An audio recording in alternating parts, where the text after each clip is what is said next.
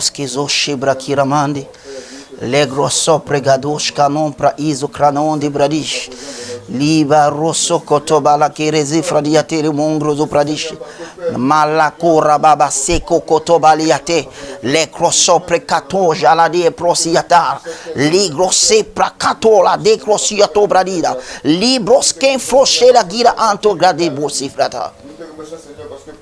Thank you, Lord. Père, au nom de Jésus, nous te disons merci pour ta grâce. Merci pour ton amour. Merci pour ta gentillesse. Seigneur, nul n'est comme toi. Nul n'est comparable à toi. Tu es plus grand. Tu es plus que ce que l'on pense, ce que l'on dit. Seigneur, merci pour un privilège. Ce privilège que tu nous donnes encore ce matin. Seigneur, d'être rassemblés autour de ta parole et d'être édifiés par la parole. D'avoir communion avec le Saint-Esprit. De pouvoir grandir. Dakoriva sako tobradia teribandi. Jora kero sobradia teribandi. Mako sofradia tora mangri sofradash. Merci Père parce que Seigneur, à mesure qu'on écoute ta parole ce matin, notre cœur, notre pensée sont ouvertes pour la recevoir. Et nous la recevons avec joie et gaieté. Au nom puissant de Jésus-Christ, j'ai prié. Amen. Alléluia. Que quelqu'un dise gloire. Alléluia. Veuillez vous asseoir. Oh, rasoke de la bochaladia telemangra zofradish. Vous savez, la Bible dit que celui qui parle en d'autres langues s'édifie lui-même. Il dit des mystères à Dieu. Ce n'est pas un homme qui parle, mais il dit des mystères à Dieu. Il parle à Dieu. Il dit des mystères. Alléluia. Paro segra ingro sebradashka. Dieu a tout prévu pour que ses enfants règnent dans cette vie, sur cette terre. On n'a pas besoin d'attendre le jour où on ira dans les cieux pour régner. Non, régner sur qui là-bas? La Bible dit, Sokriba. Est-ce qu'on peut lire? J'aimerais qu'on lise rapidement le livre de Romains, chapitre 5, verset 17. Mais avant cela, j'aimerais saluer la présence de tous ceux qui vont nous suivre. Bien sûr que le direct n'a pas été annoncé, mais ce qui est important ici, c'est que une ou deux personnes, quelque part, un jour, pourront entendre ce message et accepter la seigneurie de Jésus-Christ dans leur vie. Parce que, écoutez, nous ne pouvons pas régner, nous ne pouvons rien faire sans Jésus-Christ sur cette terre. Nous avons besoin impérativement de Jésus-Christ. Je salue aussi la présence de Joël qui est ici avec moi. Que le Seigneur te bénisse au nom puissant de Jésus-Christ. Et partagez le direct pour ceux qui vont voir ce message. Partagez-le. Ça pourra bénir quelqu'un quelque part. Peut-être que vous êtes dans une situation où vous traversez des moments difficiles. Il y a les situations qui dominent sur vous. Quand on parle d'une maladie, elle domine sur vous. Elle a dominé sur vos parents. Elle domine sur vous à votre tour. Et elle dominera aussi sur vos enfants. Non. Écoute, celui qui est en Christ, la Bible dit, est une nouvelle création, est une nouvelle créature, est un nouveau spécimen. Il n'est plus assujetti aux choses élémentaires de ce monde. La Bible dit que les anciennes choses sont passées. Voici. En d'autres termes, ouvre tes yeux, regarde. Toutes choses sont devenues nouvelles. Alléluia. Et au verset 18, toutes ces choses-là viennent de Dieu. Dieu qui nous a réconciliés par lui-même. Il nous a réconciliés de son propre gré. Par lui-même. Même putain point aux hommes leurs péchés. Peut-être c'est la conscience de tes péchés qui souvent t'amène à être loin. La conscience de tes mauvais actes t'amène souvent à t'éloigner de Dieu. T'amène souvent à croire que non, Dieu ne t'accepte pas. Dieu ne te veut pas. Frère, laisse-moi te dire quelque chose. Dans le jardin d'Éden, l'homme avait péché. L'homme avait fait cette chose que Dieu a dit de ne pas faire. De tous les fruits du jardin, de tout arbre du jardin, tu mangeras du fruit. Mais l'arbre qui est au milieu du jardin, l'arbre de la connaissance de la vie et de la mort, tu n'en mangeras pas. Mais la Bible dit que l'homme, par le biais de sa femme, a mangé. Parce que la femme, bien sûr, a été trompée par le serpent. Le serpent qui a habité ou alors qui s'est laissé posséder par le diable. Alors l'homme a mangé. L'homme a désobéi à Dieu. Dieu aurait été le premier à fuir l'homme. Non, tu n'es pas digne. Parce que tu as fait cette chose que je t'ai dit de ne pas faire. Alors je t'éloigne de moi. Je t'enlève de moi. Parce que tu as été indigne et tu as été désobéissant. Mais la Bible dit que c'est Dieu encore qui vient vers l'homme le soir. Dieu ne savait-il pas que l'homme avait déjà péché? Dieu savait bien sûr. C'est Dieu qui marche encore pour venir vers l'homme le soir, pour avoir cette communion riche qu'il avait avec l'homme chaque jour. La Bible dit que le soir, Adam a entendu la voix de Dieu qui marchait dans le désert. Ce n'est que la voix qu'ils entendaient. Ils ne pouvaient pas voir Dieu. My goodness. Il a entendu la voix de Dieu qui marchait dans le désert. Et il s'est caché.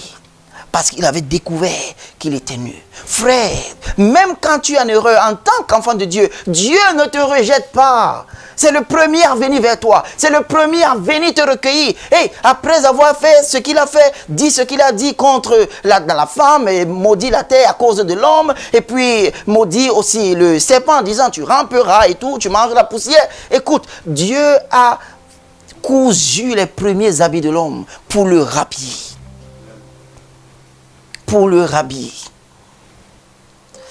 Et Dieu ne veut pas que l'homme ait la conscience du péché, parce que la conscience du péché même est plus dangereuse que le péché lui-même. C'est d'ailleurs pour ça que Dieu ne veut pas que tu rentres dans le péché, parce que la conscience que tu auras du péché va te retenir derrière. La lourdeur du péché dans ton cœur va te retenir derrière. Ce n'est pas que l'acte. C'est pourquoi il lui a dit, hey, où es-tu Adam? Il dit, j'ai entendu ta voix qui marchait dans le jardin et je me suis caché parce que je suis nu. Dieu a dit, qui t'a dit que tu es Maloki Rabaya? Qui t'a dit que tu es nu? Qui t'a dit? Qui t'a communiqué? Qui t'a enseigné un autre évangile? Qui t'a ensorcelé? Qui t'a dit des paroles que je n'étais jamais apprises? Qui t'a dit que tu es nu? L'homme a voulu se justifier, non, la femme que tu m'as donnée et tout. Mais le problème ici, c'est pas ça. Le problème, c'est que malgré le péché qu'ils ont fait, et Dieu ne veut pas que ça reste dans leur cœur parce que c'était resté en eux. Maintenant, l'homme a commencé à voir autrement. Il a toujours été nu, mais il ne voyait pas ce côté-là. Il a toujours été physique, mais il ne marchait pas selon la chair. Mais il commence à voir autre chose. Dieu dit, qui t'a dit? Qui t'a dit que tu es nu? Qui t'a dit que tu es nu? Dieu ne veut pas, parce que ça t'empêche de régner, frère. La culpabilité t'empêche de régner. La culpabilité que tu peux avoir dans ton cœur t'empêchera même de t'agenouiller et de prier comme un homme. Parce que tout ce que tu penseras dans ta tête maintenant, c'est comment dire, pardonne-moi. Et en plus de pardonne-moi, tu diras, donne-moi, pardonne-moi, donne-moi. Il y a beaucoup plus de choses sérieuses dans le christianisme, dans la prière d'un chrétien, d'un homme fait, un homme qui est à la mesure de la stature de Christ. Il y a beaucoup plus de choses sérieuses dans sa prière que de demander et que de demander et de recevoir. Alléluia. Gloire à Jésus. Tu dois arriver à ce point où tu es devenu le sacrificateur dans ton monde. Tu offres des sacrifices en prière. Les sacrifices de tes lèvres. Tu les offres en prière. Quand tu intercèdes, ça marche. Quand tu pries pour des gens, ça marche. Tu ne regardes plus que toi-même, mais tu es devenu comme le prophète de ton entourage. Tu es devenu comme le sacrificateur qui se tient pour Dieu, pour les hommes, devant Dieu. Alléluia. Lisons le livre de Romains chapitre 5 à partir du verset 17. Regardons ce que la Bible dit. La Bible dit, Romains chapitre 5 verset 17. Si par l'offense d'un seul, la mort a régné par lui seul, à plus forte raison, ceux qui reçoivent l'abondance de la grâce et le don de la justice régneront-ils dans la vie par Jésus-Christ lui seul. Thank you, Holy Spirit of God. Que quelqu'un dise Amen. Amen. Écoute, il dit, si c'est préconditionnellement. En d'autres termes, il dit, si ceci s'est passé, qu'en est-il de ceci? Tu vois? C'est comme Jésus a dit à cette dame-là qui disait, oh Seigneur, nous prions pour toi, nous pleurons pour toi. Jésus a dit, femme de Jérusalem, ne pleurez pas pour moi, mais pleurez pour vous et pour vos enfants. Car si l'homme traite ainsi le bois vert, que fera-t-on du bois mort? Que fera-t-on du bois mort?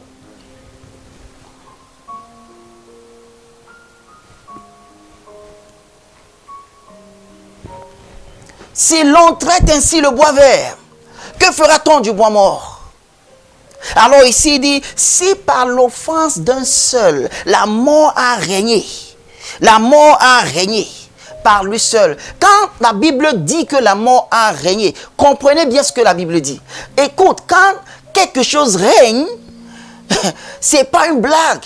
La Bible a dit, la Bible n'a pas dit que la mort était là et puis ça frappait des gens comme ça frappe aujourd'hui. Non, la Bible dit que la mort avait régné. La mort était comme le roi.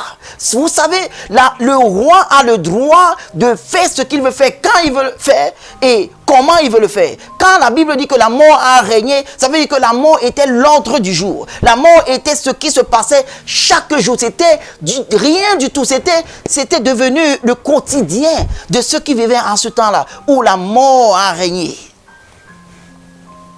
La mort était comme un roi, comme cet épervier qui chaque moment prend qui il veut, quand il veut et comment il veut. À cause de l'offense d'un seul Adam, la mort a régné. Donc quand on voit les gens se rassembler, la première chose qu'on pense, c'est la mort. Oh, qui est mort? Oh, okay.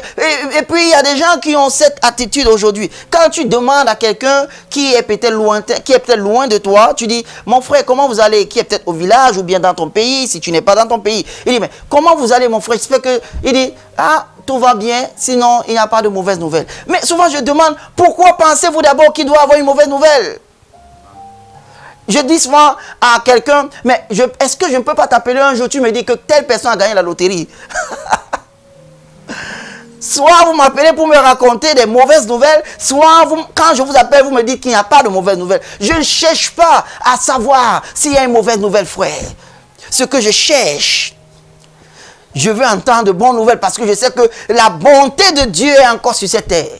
Alléluia. La Bible dit que la terre est couverte de la bonté de Dieu. Comment on dira que le monde est plein de difficultés et tout. Bien sûr, mais il y a aussi la bonté de Dieu sur cette terre. Alléluia. Amen. Donc ceux qui reçoivent l'abondance de la grâce, ceux-ci aussi vont régner, ils seront l'ordre du jour. Ils vont régner comme la mort a régné. Et d'ailleurs même plus, parce qu'il dit, si l'offense, par l'offense d'un seul, la mort a régné comme elle a régné, à plus forte raison. Il dit, en d'autres termes, ceux qui reçoivent l'abondance de la grâce et le don de la justice vont régner plus que la mort avait régné auparavant. Donc, veux-tu régner dans la vie? Veux-tu régner dans ton monde? Veux-tu régner dans les choses qui te concernent, frère? Et reçois l'abondance. Le mot recevoir ici, c'est lambano. Ça veut dire, prends, approprie-toi, récupère. Ne laisse pas passer parce que ça peut passer, frère. C'est là, l'abondance de la grâce de Dieu est présente. Mais, c'est ceux-là qui la reçoivent. C'est pas n'importe qui, mais ceux-là qui la reçoivent. Alors, ne dis pas, Seigneur, donne-moi la grâce. Il dit, Katalambano, reçois, prends, approprie-toi de la grâce de Dieu. C'est ceux-là qui pourront la recevoir, qui vont régner dans la vie. Par un seul, Jésus-Christ. Et il dit bien, ceux qui reçoivent quoi? L'abondance de la grâce et le don de la justice. Le don de la justice. Ceux qui vont comprendre ce que c'est que la justice, ce que c'est que la doctrine de la justice.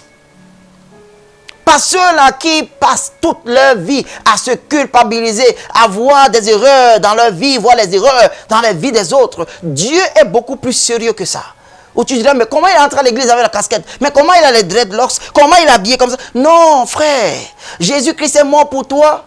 Pas pour que quand tu porteras la casquette ou bien un chapeau, képi à l'église, tu vas perdre ton salut. Non.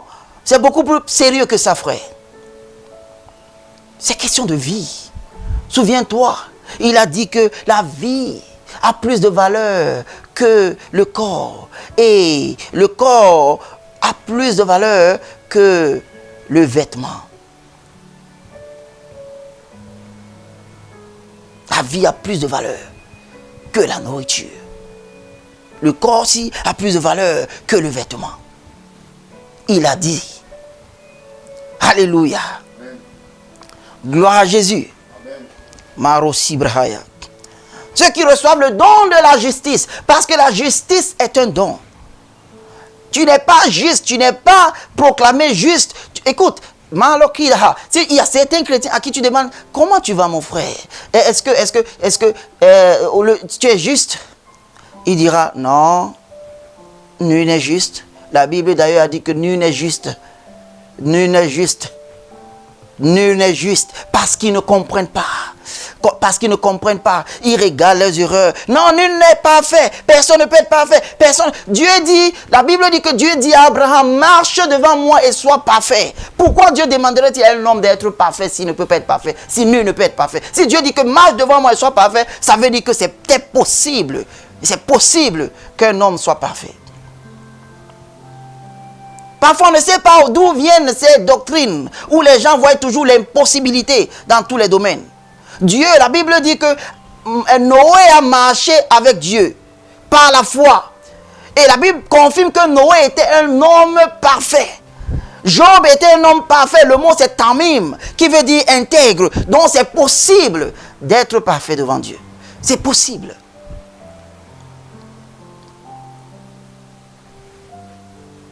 Jésus a dit, soyez parfaits, tout comme votre Père Céleste est parfait. Ça veut dire que c'est possible qu'on soit parfait. C'est possible qu'on soit intègre. Alléluia. Gloire à Jésus. Alors il dit, ceux qui reçoivent le don de la justice, donc la justice que tu reçois, c'est un don. Tu n'es pas juste par tes œuvres. Tu n'es pas, c'est pourquoi Éphésiens chapitre 2, à partir du verset 8, 9, dit que ce n'est pas pour qu'une personne se glorifie.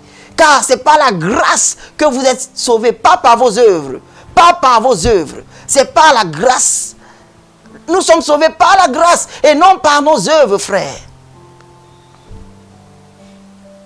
Donc si aujourd'hui tu es le juste de Dieu, ce n'est pas parce que tu as fait les œuvres de justice. Ce n'est pas parce que tu es devenu, tu as fait de très bonnes choses et puis voilà, tu es justifié. Alors, c'est un don que tu acceptes.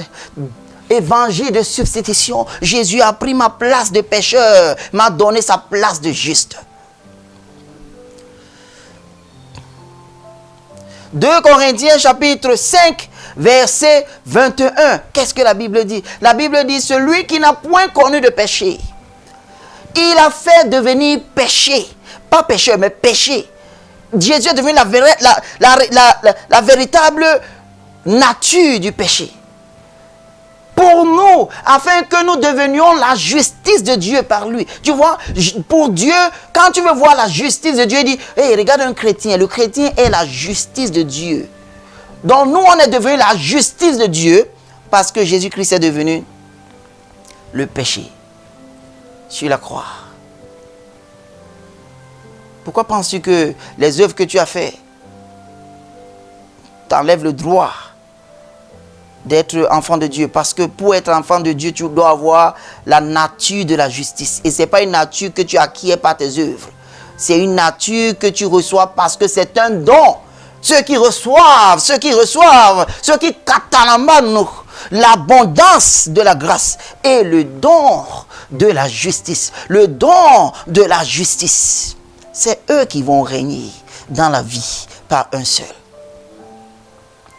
Non. On va revenir ici. Est-ce qu'on peut aller dans le livre de Tite? Tite. Non, pardon. Tite, oui, Tite. Tite chapitre 3, à partir du verset 4. Alléluia.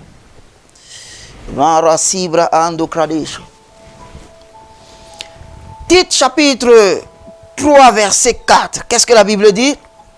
La Bible dit, mais, écoutez bien, lorsque la bonté de Dieu, notre Sauveur, et son amour pour les hommes ont été manifestés, révélés.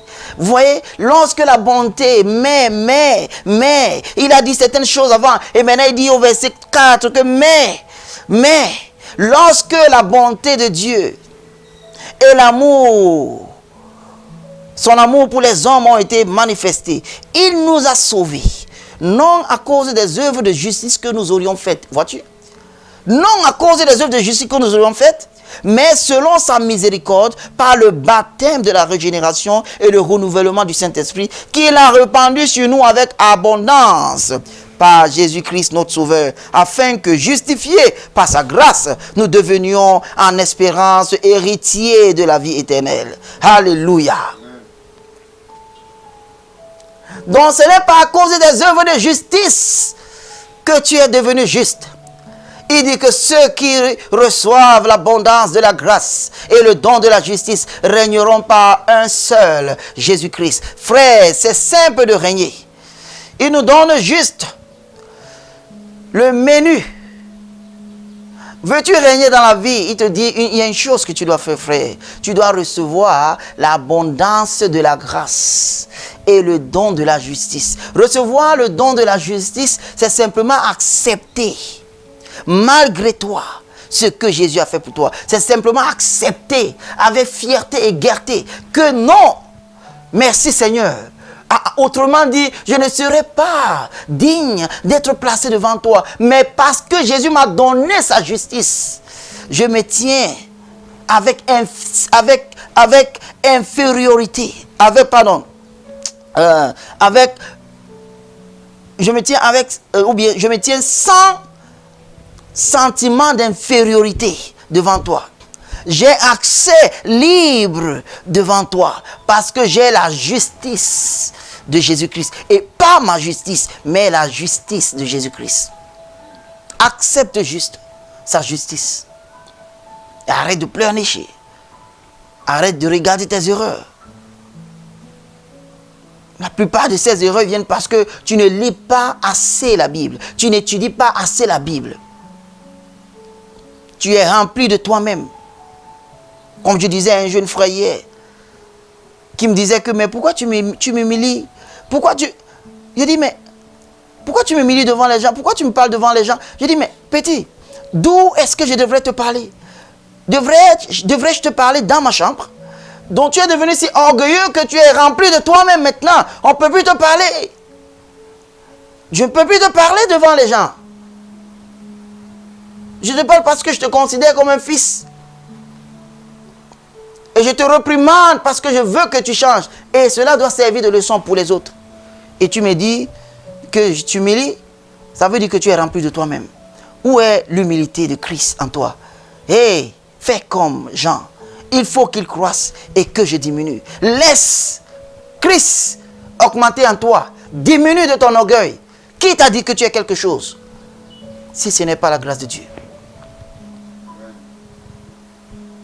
Alléluia. Donc, recevoir le don de la justice et accepter que de toi-même, tu n'as pas pu. Mais tu es ce que tu es parce que Dieu a fait de toi ce qu'il a fait de toi. C'est un signe de remerciement.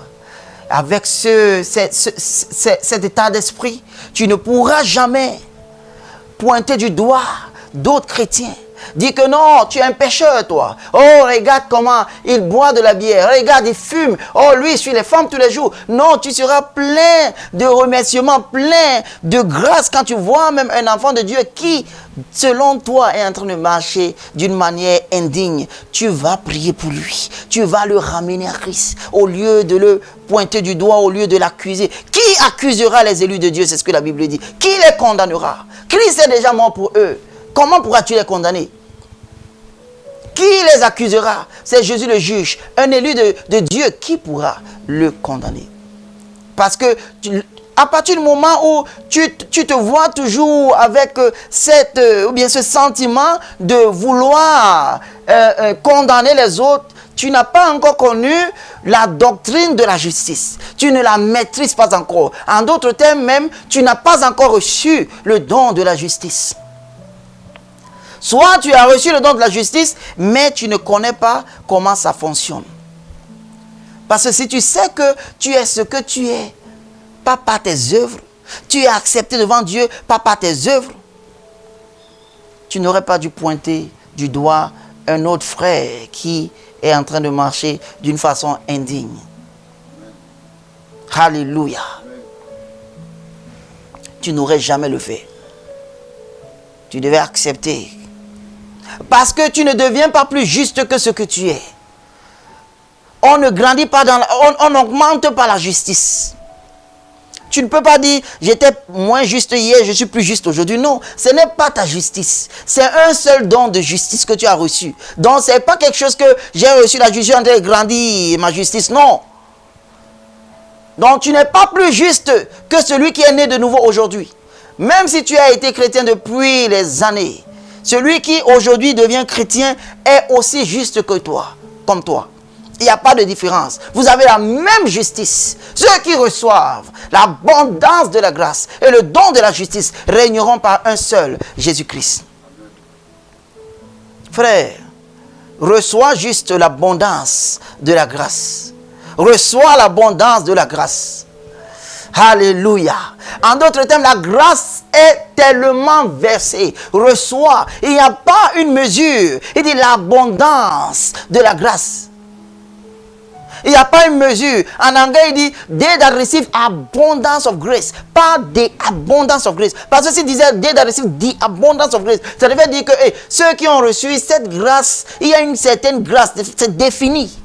Mais il dit abondance, they that receive abundance, ça veut dire que ceux qui reçoivent la grâce en abondance, ça dit c'est à l'infini. Il y a tellement, tu ne peux pas recevoir tout. Reçois, continue de recevoir. Régneront par un seul Jésus-Christ. Et l'une des manières les plus propices de recevoir la grâce de Dieu, c'est d'étudier la parole de Dieu. C'est là où la grâce de Dieu se multiplie dans ta vie. C'est là où la grâce de Dieu se multiplie. Plus tu regardes la Bible, plus tu étudies la parole de Dieu, plus la grâce de Dieu augmente dans ta vie. Tu ne reçois pas la grâce de Dieu parce que tu es en train de tellement prier. Oh Seigneur, la grâce. Oh Seigneur, la grâce. Seigneur, donne-moi la grâce. Seigneur, donne-moi la grâce. Non, ça ne se passe pas comme ça, frère. La grâce de Dieu se reçoit. La grâce de Dieu se reçoit par... Je vais vous lire ça ici. La grâce de Dieu se reçoit par l'étude de la parole de Dieu. Plus tu étudies la parole de Dieu, tu reçois la grâce de Dieu. Mais si tu n'étudies pas la parole de Dieu, tu ne peux pas recevoir la grâce. C'est-à-dire, la grâce ne peut pas se multiplier dans ta vie. Alléluia. Je vais vous lire quelque chose ici. Dans le livre de 2 Timothée chapitre 1. À partir du verset 1. Simon Pierre, serviteur et apôtre de Jésus-Christ, à ceux qui ont reçu en partage une foi du même prix que la nôtre, par la justice de notre Dieu et du Seigneur Jésus-Christ notre Sauveur. Que la grâce, écoutez bien, que la grâce et la paix vous soient multipliées par la connaissance de Dieu et de Jésus notre Sauveur. C'est simple comme bonjour. Que la grâce et la paix vous soient multipliées au moyen ou par la connaissance de Dieu et de Jésus notre Sauveur. Donc pour que la grâce de Dieu se multiplie dans ta vie, une seule chose est requise, la connaissance de Dieu et de Jésus-Christ. Donc plus tu connais Jésus, plus automatiquement la grâce augmente dans ta vie.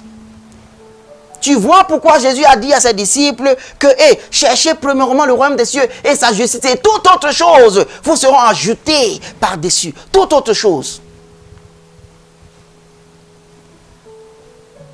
Et ce que tu as besoin, c'est la grâce. Parce que la grâce de Dieu, c'est l'avantage de Dieu. La grâce de Dieu, c'est la beauté de Dieu à l'intérieur de toi qui sort au dehors. Qui amène aux hommes, aux femmes, aux situations, aux circonstances de te favoriser.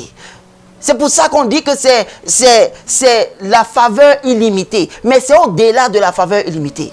C'est la grâce de Dieu qui fait en ce que tu vas faire une erreur là où on devrait frapper quelqu'un, mais on ne te frappe pas. Et d'une manière ou d'une autre, on ne te frappe pas. Et on ne comprend pas pourquoi on ne te frappe pas. Pourtant, tu as mérité d'être frappé. Ce qui fait ça, c'est la grâce de Dieu. C'est la grâce de Dieu qui te rend brillant, qui te distingue parmi tant de compétiteurs, de manière à ce que tu sois le seul à être choisi pour ce contrat, le seul à être choisi pour quoi que ce soit est requis. C'est la grâce de Dieu. La grâce de Dieu, c'est l'avantage de Dieu que tu as au-dessus des autres.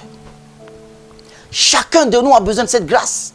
C'est la grâce de Dieu qui t'amène à être acceptable, accepté et non rejeté. C'est ça qui fait que tu ne peux pas être désavantagé. C'est ça qui fait que tu ne peux pas être rejeté. C'est ça qui fait que tu ne peux pas être déçu. La grâce de Dieu. Et Dieu nous dit que ceux qui reçoivent l'abondance de la grâce, ils régneront. Parce que, écoute, tu veux régner là où tu veux aller, tu veux régner dans tes affaires, dans tes business, reçois l'ambano, la grâce de Dieu. Et il te montre dans 2 Pierre, chapitre 1, verset 2, que la grâce et la paix, la grâce et la paix vous soient multipliées. Il veut que ça se multiplie, mais il dit, la seule façon de multiplier la grâce de Dieu dans ta vie, c'est l'étude de la parole de Dieu. La connaissance de Dieu et de Jésus-Christ nous sauveur. Et il dit aussi que la grâce et la paix. Pourquoi il dit la paix? Parce que la paix ici, c'est le mot grec shalom. Le mot hébreu shalom. Ou en grec aréné. Qui veut dire, c'est shalom shalom. Ce qui veut dire paix et prospérité. Donc quand Dieu dit que la grâce et la paix, c'est-à-dire la grâce et la paix et prospérité vous soient multipliées. Shalom. C'est-à-dire, plus tu fouilles les Écritures, plus tu connais Dieu, plus ton niveau de grâce augmente, plus ton niveau d'appréhender des choses, ton niveau de produit augmente, plus tes œuvres de justice augmentent, plus tu regardes les Écritures. Alléluia. Cherche à connaître Dieu, frère. Cherche à connaître Dieu. Parce que sa grâce est possible. Est possible. C'est infini, sa grâce. Veux-tu régner dans tes affaires, dans tes business, dans tout ce que tu entretiens, dans ta carrière? Et c'est facile. Reçois l'abondance de la grâce et le don de la justice. Tu vas voir. Accepte ce que Jésus a fait pour toi. Accepte que tu es ce que tu es à cause de lui. Accepte sa justice et ignore tes erreurs. Focalise-toi sur lui et ce qu'il a fait pour toi. L'œuvre rédemptive, triste de Christ dans ta vie. Que cela soit le seul pilier de ta vie. Ou quand tu te regardes, tu vois que Christ. D'autres peuvent dire ce qu'ils veulent dire. D'autres peuvent te juger comme ils veulent te juger. D'autres peuvent penser ce qu'ils peuvent penser. Mais ne pense pas de toi comme les autres pensent de toi. Sache que tu es unique. Sache que Jésus, et sache que le sang de Jésus-Christ, c'est ta valeur. C'est ta valeur. Donc laisse les hommes dire ce qu'ils veulent dire. Ne te regarde pas comme ils te regardent. Ne pense pas de toi comme eux ils pensent de toi. Tu es unique et tu es différent. Et Dieu t'aime inconditionnellement. Ça veut dire que quelles qu'en soient tes erreurs, quel qu'en soit ce que tu fais, quel qu'en soit, Dieu t'aime tellement. Et il te garde et il te conduit. Il ordonne tes pas afin que tes pas ne glissent pas. Aucun de tes pas ne glisse. Il t'amène. La Bible dit que tu me conduis dans le sentier de la justice à cause de ton nom. Donc à cause de son nom, il n'acceptera pas que tu marches dans la justice. Il te conduira dans le sentier de la justice parce que tu portes son nom. Regarde-toi comme Dieu te regarde. Tu seras en train de faire une œuvre de justice et les hommes ne comprendront pas ce que tu es en train de faire. Oublie-les. Continue ton droit chemin. La vision que tu as, ils n'ont pas eu cette vision. Ce que tu vois, ils ne voient pas cela. Même tes propres membres de famille peuvent te décourager. Frère, c'est toi qui as vu la vision. C'est toi que Dieu a montré la vision. Continue d'avancer. Continue d'avancer. Alléluia. Verset 2 encore, que la grâce et la paix vous soient multipliées par la connaissance de Dieu et de Jésus-Christ notre Sauveur. Comme sa puissance divine nous a donné tout ce qui contribue à la vie et la piété. Tout ce qui contribue à la vie et la piété. Vois-tu cela? La puissance divine de Dieu nous a déjà tout donné. Tout ce qui concerne la vie et l'attachement de Dieu. Ce qui est nécessaire pour ta vie, ce qui est nécessaire pour l'attachement à Dieu. La Bible dit que sa puissance divine nous a déjà donné cela. Mais comment peux-tu recevoir cela? Comment peux-tu utiliser cela? Comment peux-tu réaliser cela? Il dit au moyen de la connaissance encore de celui qui nous a appelés par sa propre gloire et sa vertu. Tu vois, Dieu qui nous a appelés par sa propre gloire et son excellence, il dit que c'est sa connaissance, c'est la connaissance de Dieu qui va te faire rentrer dans ton héritage. Dans cet endroit où tu réalises que sa puissance divine t'a déjà donné tout ce qui contribue pour la vie et la piété. C'est pourquoi je dis un enfant de Dieu n'a pas le droit de souffrir. C'est trop tard pour qu'un enfant de Dieu souffre. C'est trop tard. Parce que ce que les hommes naturels appelleront souffrance, pour toi, ce n'est pas une souffrance. Pour toi, c'est juste un défi, c'est juste un challenge, c'est juste une petite épreuve que tu dois résoudre.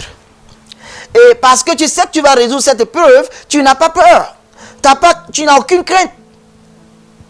Parce que celui qui est en toi est plus grand que celui qui est dans le monde. Donc n'importe quoi qui se tient devant toi, tu as la confiance. Parce que tu sais que non, ici tu vas... Non, c'est bon. C'est bon, il n'y a aucun souci. Mais celui qui n'a pas de force, qui est dépourvu de force, qui n'a aucune issue, qui n'attend rien, celui qui n'est pas sûr, celui qui sait qu'il n'a pas Dieu, qu'est-ce qui se passe avec lui? Pour lui, c'est la souffrance. Pour lui, c'est la souffrance parce qu'il est longtemps dans ce problème. Et ce problème ne finit pas. Il ne trouve pas la solution. Ça fait longtemps qu'il est dans cette situation. Il ne trouve pas la situation. Il ne trouve pas la solution. Donc, il est fini. Pour lui, il est fini. Alors, parce qu'il est chrétien, il dit, c'est normal que les enfants de Dieu souffrent. Non! Ce n'est que des petites afflictions que tu peux endurer, mais c'est les légères afflictions. La Bible parle de légères afflictions, non légères afflictions, qui sont pour un moment. Il dit, œuvre pour nous un poids au-delà de toute mesure, un poids éternel de gloire. Donc la raison pour laquelle tu traverses une petite affliction, c'est à cause du poids éternel de gloire que cela va te produire. Donc ce que tu traverses n'est actuellement pas une souffrance, mais ça veut te donner un poids éternel de gloire. Donc pourquoi tu appelles ça souffrance? Quand tu vas étudier pour avoir des diplômes afin de travailler dans de grandes sociétés, par exemple, tu appelles la période où tu étudiais comme souffrance? Non. Parce que tu es soumis à ces études. Pourquoi? Pourquoi tu es soumis à ces pédagogues? Parce que tu as déjà vu ce que tu as déjà tracé le chemin. Tu as besoin de quelque chose. C'est pourquoi tu vas vers cette connaissance. Alors, le processus d'acquérir cette connaissance ne doit pas être appelé souffrance.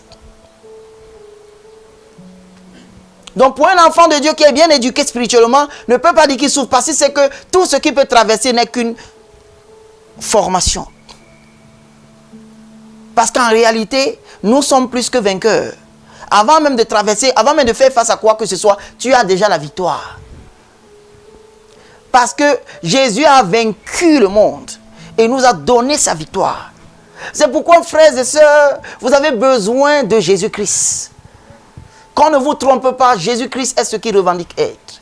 Vous avez besoin de Jésus dans votre vie. Vous avez besoin de l'accepter. Vous avez besoin de croire en lui. Vous avez besoin d'étudier, chercher à savoir qu'est-ce qu'il dit. Au lieu d'être là, chercher toujours à écouter, hey, qu'est-ce que cet homme de Dieu a dit? Qu'est-ce que cet homme de Dieu a dit? Bien sûr, c'est bon. Mais étudie la Bible toi-même de temps en temps pour comprendre. Lis la Bible. Lis-la, lis-la. Dieu va t'ouvrir la compréhension. Juste lis-la. De temps en temps, chaque année, fais l'effort de lire. Je venais de prendre une nouvelle résolution de relire la Bible encore. Je me suis donné juste 10 chapitres par jour. Jusqu'à ce que je termine toute la Bible. Même les noms, les générations des noms, je lis tout. Parce que ça fait quelque chose à ton esprit. Ça multiplie la grâce de Dieu dans ton esprit. La grâce et la paix vous seront multipliés. Quand tu commences à avoir certaines difficultés, sache que peut-être tu n'es pas en train de faire cette chose. Tu n'es pas en train de connaître Dieu. Ta connaissance de Dieu n'est pas en train d'augmenter. Tu es resté sur place. Quand je commence à lire, les choses commencent à tomber. Les choses commencent, c'est comme la Bible dit que les cadeaux me sont échus dans des endroits plaisants. Les cadeaux. Je suis en train de lire la parole de Dieu. Les gens m'appellent. Comment tu vas? J'ai besoin de ceci. Il y a un business et tout. Il y a des contrats qu'on essaie de me donner. Je suis juste en train de lire la parole de Dieu. Ma tête n'est même pas dans les contrats. Je lis juste. Je veux juste connaître Dieu. Je veux connaître Jésus. Alléluia. Gloire à Jésus. Malako tebranina onvradish. Celui qui écoutera ce message, c'est ce que je viens de dire en d'autres langues, qu'il partage ce message avec des autres.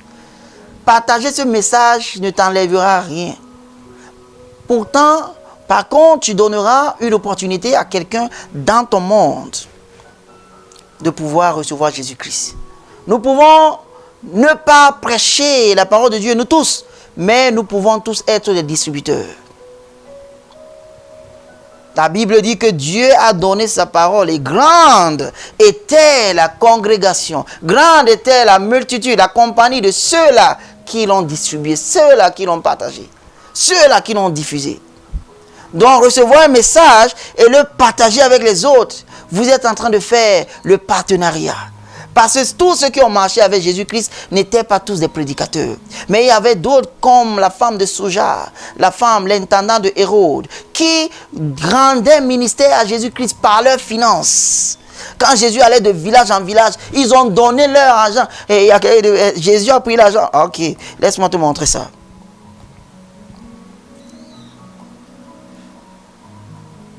Alléluia.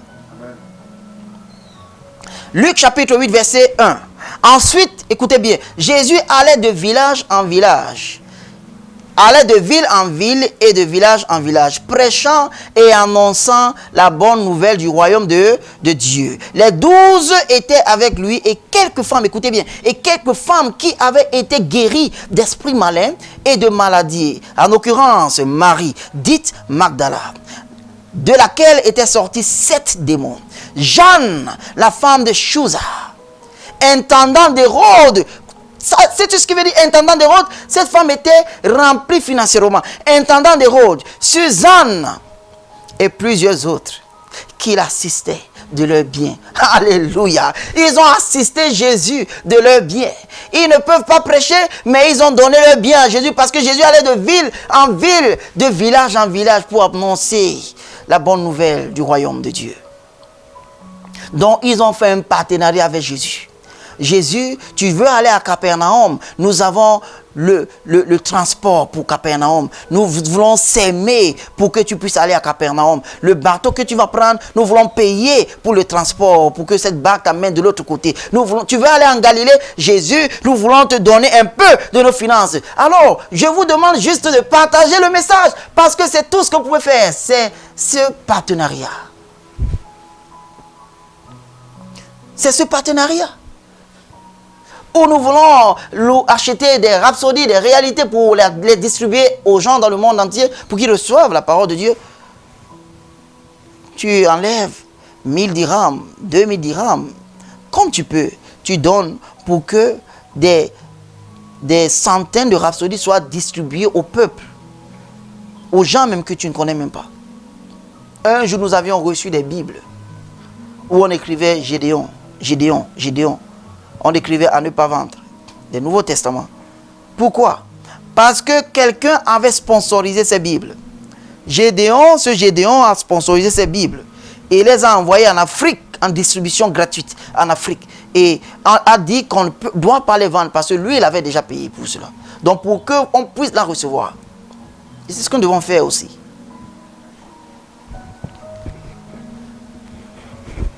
Rendre le matériel de Dieu disponible pour que tout le monde puisse l'utiliser facilement. Alléluia. Gloire à Jésus. Oh, gloire, gloire, gloire, gloire. Frère, faut pas oublier ce que je viens de communiquer avec toi. L'abondance de la grâce et le don de la justice. Tu as besoin de ça. Que tu sois un banquier, que tu sois un académicien, que tu sois un ingénieur, que tu sois un docteur, que tu sois un policier, que tu sois un gendarme, un militaire, que tu sois un gouverneur, que tu sois le président de la République, que tu sois un footballeur. Tu as besoin de la grâce de Dieu. Tu as besoin de ça pour régner. Parce que l'argent ne suffit pas pour régner. Mais quand tu as la grâce te donne de l'argent et te donne encore la capacité de régner. Il aurait pu dire, ceux qui ont de l'argent régneront par Jésus. Non, il dit, ceux qui reçoivent l'abondance de la grâce et le don de la justice. Le don de la justice donne un état d'esprit où tu n'es pas inférieur, où tu n'as pas le sentiment d'infériorité, où tu pries sans avoir, hey, Seigneur, j'ai fait quoi hier de mal, je ne suis pas digne, Seigneur. Non. Non, chaque fois que tu veux prier, tu pries comme un homme libre parce que tu as reçu la grâce, le don de la justice. Tu sais, quand tu veux prier, ce n'est pas à cause de ta justice que Dieu t'entendra, mais c'est à cause de la justice de Jésus-Christ qui est en toi. Alléluia.